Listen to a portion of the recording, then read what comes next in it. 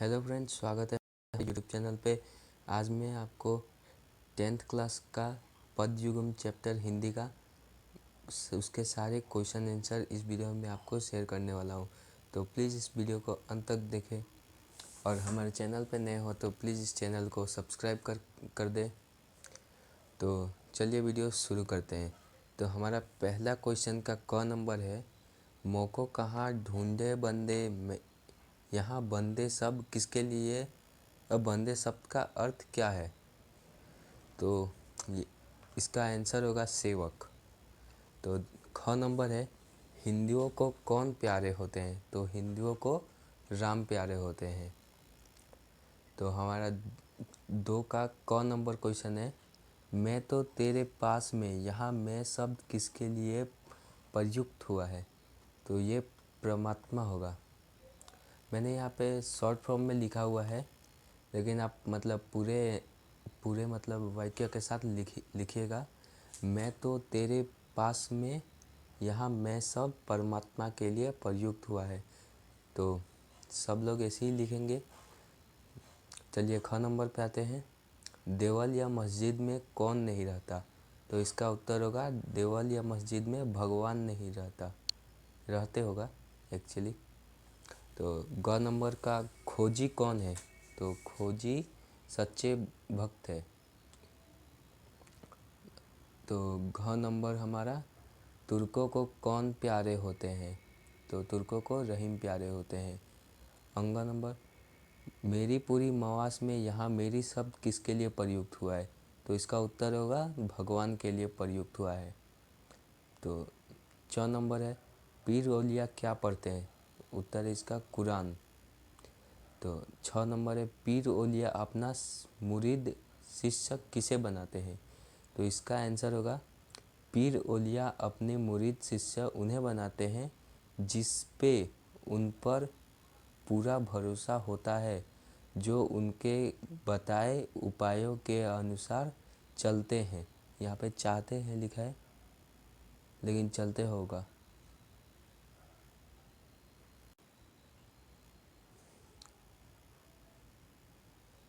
ज नंबर है, छाप तिलक अनुमाना। यहाँ छाप और तिलक बाह्यडंबर के प्रतीक है या ज्ञान के?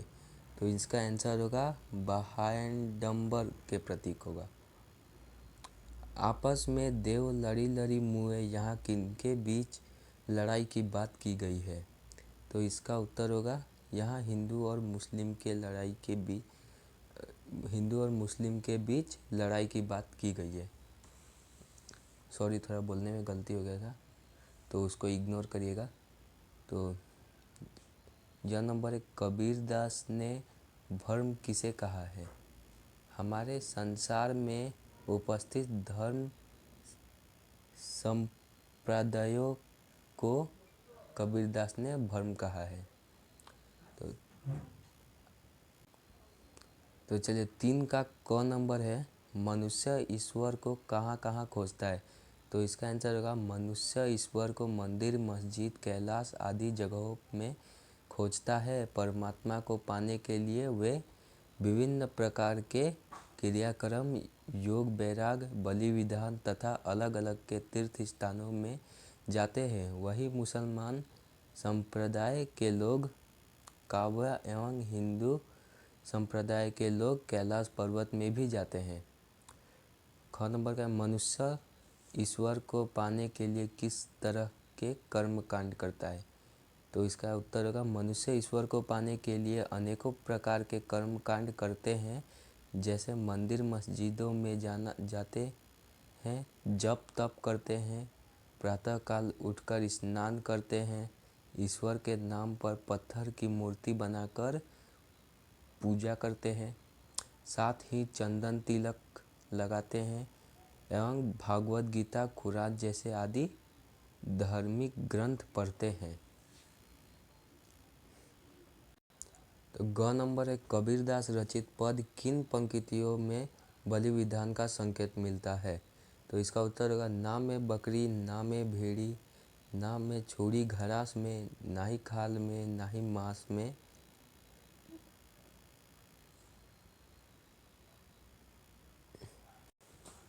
ग नंबर पे आते हैं, कबीरदास रचित पद किन पंक्तियों में बलि विधान का संकेत मिलता है? तो इसका उत्तर होगा, ना में बकरी, ना में भेड़ी, ना में छुरी घरास में, ना ही खाल में, ना ही पोछ में, ना हड्डी मांस में। तो 6 नंबर है, साच कहो तो मारन धावे, झूठ जग पतियाना। कवि ने यहाँ सच और झूठ की कौन सी बात कही है? तो इसका उत्तर है, कबीर ने सच और झूठ की कुछ इस प्रकार बताया है कि ईश्वर को पाने के लिए लोग मंदिरों मस्जिदों में जाना, पत्थर की मूर्ति का पूजा पाठ, तीर्थ स्थानों की यात्रा, स्नान करना, तिलक लगाना एवं धार्मिक ग्रंथ पढ़ना आदि तरह के कर्मकांड करते हैं जो मिथ्या अर्थात झूठ है। ईश्वर का वास तो पवित्र अंतरात्मा में होता है, जिसे कवि ने सच बताया है। तो 6 नंबर है, कबीर दास के अनुसार सच्चा खोजी ईश्वर को कैसे पा लेता है? तो ये क्वेश्चन इम्पोर्टेंट है, ये परीक्षा में आ सकता है, तो इसको अच्छा से पढ़ के जाइएगा। तो इसका उत्तर है, कबीर दास के अनुसार सच्चा खोजी ईश्वर को तुरंत ही पा लेता है, क्योंकि वह सच्चे मन से ईश्वर की भक्ति और खोज करता है। तो अंग नंबर है, ईश्वर का असली निवास स्थान कहाँ है? तो इसका उत्तर होगा, ईश्वर का असली निवास स्थान सभी जीव के दिल की धड़कन में है। तो नेक्स्ट पे आते हैं, संत कबीर दास ने जग को बहराया हुआ क्यों कहा है? तो इसका उत्तर है, क्योंकि ईश्वर और धर्म के सच्चे मार्ग को कहने पर जग वाले मारने दौड़ते हैं और झूठ कहने पर विश्वास कर लेते हैं। लोग धर्म ईश्वरोपासना के नाम पर पाखंड और दिखावा करते हैं, लेकिन सच्चे तत्व को कोई भी स्वीकार करना नहीं चाहता। इसमें सुधार लीजिएगा। तो जॉन नंबर पाते हैं, हिंदू और मुस्लिम किन कारणों से आपस में लड़ते मरते हैं? उन्हें किस मर्म पर ध्यान देने की आवश्यकता है? तो इसका उत्तर होगा, हिंदू और मुस्लिम अपने अपने आराध्य राम और रहीम को लेकर आपस में लड़ते मरते हैं।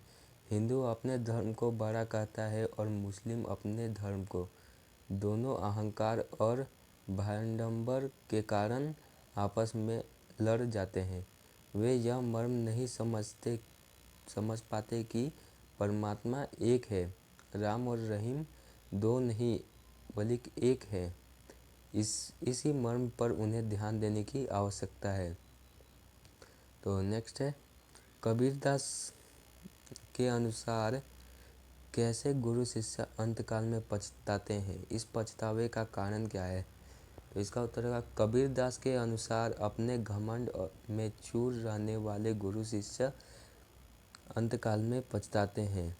ऐसे गुरु शिष्य को परमात्मा की दर्शन नहीं होती है, उनका सच्चा ज्ञान नहीं मिलता। कबीरदास के अनुसार इस पछतावे का कारण गुरु शिष्य की अज्ञानता है। गुरु परम तत्व से अनभिज्ञ होकर शिष्यों को मिथ्या गुरु मंत्र देते हैं। तो अगला है, धार्मिक भांडंबर को विरोध करते हुए कबीरदास ने किस पर ध्यान देने की बात कही है? धार्मिक भांडंबर को विरोध करते हुए कबीरदास जी ने दिखावा ना करके ईश्वर की सच्ची और सहज भक्ति पर ध्यान देने की बात कही है। कबीरदास जी का कहना है कि ईश्वर का निवास ना तो मंदिर मस्जिद में और ना ही योग वैराग में है। ईश्वर की प्राप्ति के लिए ना तो धार्मिक कर्म कांड करने की आवश्यकता है और ना ही तीर्थ स्थान जाने की। ईश्वर की अर्चना तो सहज ढंग से करनी चाहिए। तो 4 उनका क पे आते हैं, ना तो कोनो क्रियाक्रम में, ना ही योग वैराग में। तो इसका आंसर ऐसे लिखेगा, प्रस्तुत पंक्ति हमारी पाठ्य पुस्तक अंबर भाग 2 की पदयुगम सार्षिक कविता से ली गई है, जिसके रचित संत कबीरदास है। उक्त पंक्ति में कवि का आशय यह है कि किसी धार्मिक क्रिया कर्म कांड, योग साधना या साधु सन्यासी बनने से ईश्वर की प्राप्ति नहीं होती। ईश्वर सर्वव्यापी और निराकार है, अतः ईश्वर की प्राप्ति के लिए बाह्याडंबर करना। तो ख नंबर है, खोजी होए तुरते मिल ही पल भर की तलाश में। तो इसका आंसर भी आप ऐसे ही लिखेगा, प्रस्तुत पंक्ति हमारी पाठ्य पुस्तक अंबर भाग 2 की, ऐसे मतलब पूरा लिख दीजिएगा जैसे आप कम में लिखे थे, यहाँ पे मैंने नहीं लिखा है। तो उसके बाद लिखिए, उक्त पंक्ति में कवि का आशय यह है कि ईश्वर को खोजने वाला व्यक्ति आत्म साधन से, सॉरी यहाँ पे थोड़ा मतलब मिस्टेक हुआ है। तो आत्म साधन के माध्यम से क्षण भर में अपने भीतर उन्हें पा लेता है। तो मैं फिर एक बार बोल देता हूँ, अगर आपको थोड़ा मिस्टेक हुआ होगा तो। उक्त पंक्ति में कवि का आशय यह है कि ईश्वर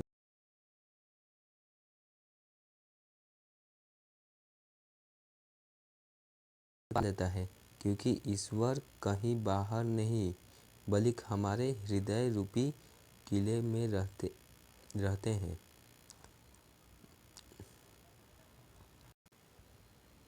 अर्थात स्वच्छ हृदय वाला ही परमात्मा के दर्शन पाता है।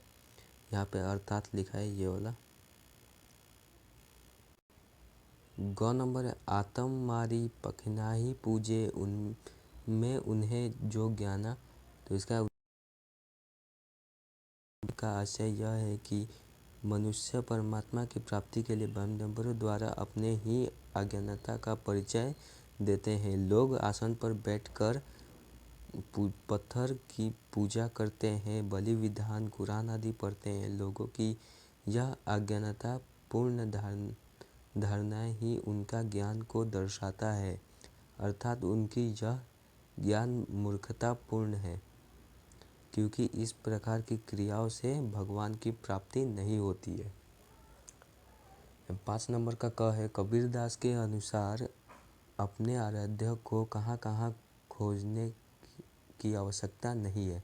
तो इसका उत्तर होगा, कबीरदास के अनुसार हमें अपने आराध्य को धार्मिक कर्म कांड, मंदिर, मस्जिद, योग, वैराग, बलि विधान आदि जगहों में खोजने की आवश्यकता नहीं है। तो ग नंबर, संत कबीरदास ने ईश्वर की प्राप्ति का कौन सा सहज उपाय बताया है। तो इसका उत्तर, कबीरदास जी ने ईश्वर की प्राप्ति के लिए लोगों को अपने पवित्र रूपी हृदय में खोजने की सहज उपाय बताया है। तो ये ख नंबर आज, इसका 5 नंबर का ख नंबर आज रह गया था, तो इसको अगले वीडियो में मैं किसी दिन आपको दे दूँगा। तो वीडियो अगर अच्छी लगी होगी तो आप तो सब्सक्राइब करें, धीरे धीरे करता है सारी इस चैनल में मैं आपको दे दूँगा। तो प्लीज़ हमारे इस चैनल को सब्सक्राइब करें और बेल आइकन प्रेस करें, ताकि हमारे जो भी वीडियो आए सबसे पहले आप तक पहुंच पाए। और इस वीडियो को लाइक करें। तो ख़त्म करते हैं इस वीडियो पे।